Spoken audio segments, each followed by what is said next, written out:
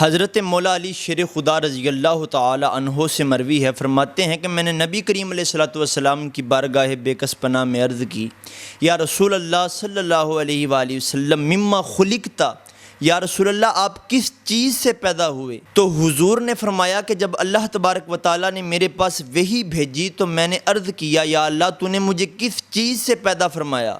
تو اللہ تبارک و تعالیٰ نے فرمایا، مجھے اپنی عزت و جلال کی قسم، اے محبوب اگر آپ نہ ہوتے تو میں زمین و آسمان کو پیدا نہ فرماتا۔ حضور فرماتے ہیں میں نے پھر عرض کی، یا اللہ تو نے مجھے کس چیز سے پیدا فرمایا؟ تو اللہ تبارک و تعالیٰ نے فرمایا، اے محبوب اگر آپ نہ ہوتے تو میں جنت و دوزخ کو پیدا نہ فرماتا۔ حضور فرماتے ہیں میں نے پھر عرض کیا، اے اللہ آپ نے مجھے کس چیز سے پیدا فرمایا؟ تو اللہ تعالیٰ نے فرمایا، اے محمد میں نے اپنے نور کی سفیدی کی صفائی کی طرف خاص نگاہ فرمائی، جس کو میں نے اپنی قدرت سے پیدا فرمایا تھا، اور اللہ تعالیٰ نے فرمایا کہ اس میں نے اپنی حکمت و ودیت رکھی تھی۔ پھر اس نور میں سے ایک حصہ نکال لیا اور پھر اس کے 3 حصے کیے۔ پہلے حصے سے اے محبوب آپ کو اور آپ کی اہل بیت کو پیدا کیا، دوسرے حصے سے آپ کے صحابہ اور آپ کی ازواج کو پیدا کیا، اور تیسرے حصے سے آپ سے محبت رکھنے والوں کو پیدا کیا۔ تو حضور فرماتے ہیں کہ اللہ تبارک و تعالیٰ نے فرمایا، اے محبوب آپ کو، آپ کی اہل بیت کو، آپ کے اصحاب کو، آپ کی ازواج کو، آپ سے محبت رکھنے والوں کو میں اپنی رحمت کے ساتھ جنت میں داخل فرماؤں گا، آپ ان کو میری طرف سے یہ خبر سنا دیجیے۔ اور حضرت عبداللہ بن عباس رضی اللہ تعالیٰ عنہ فرماتے ہیں کہ جب اللہ تبارک و تعالیٰ نے مخلوقات کو پیدا کرنا، آسمانوں کو بلند کرنا اور زمین کو پست کرنا چاہا تو اپنے نور سے ایک مٹھی لی، پھر اسے فرمایا کہ میرا حبیب محمد بن جا، اور پھر وہ نور آدم علیہ السلام کے پیدا ہونے سے پہلے 500 برس عرش مجید کا طواف کرتا رہا اور بول اٹھا، الحمدللہ تمام تعریفیں اللہ تبارک و تعالیٰ کے لیے ہیں۔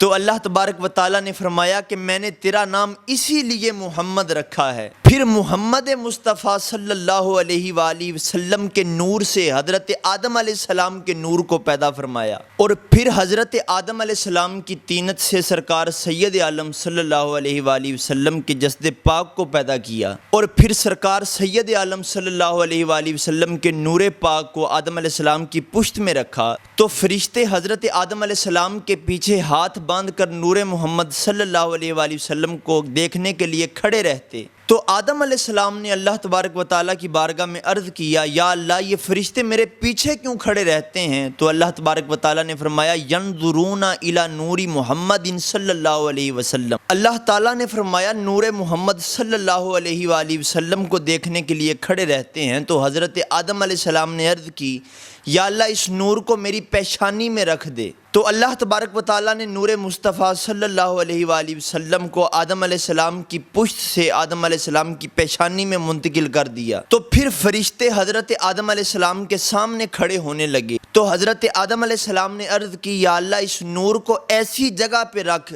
کہ جہاں سے اسے میں بھی دیکھ سکوں۔ تو خدا تعالیٰ نے اس نور کو آدم علیہ السلام کی شہادت والی انگلی میں رکھ دیا۔ تو آدم علیہ السلام نے اپنی شہادت والی انگلی کو اٹھا کر اشہد اللہ الہ الا اللہ و اشہد ان محمد الرسول اللہ پڑھا۔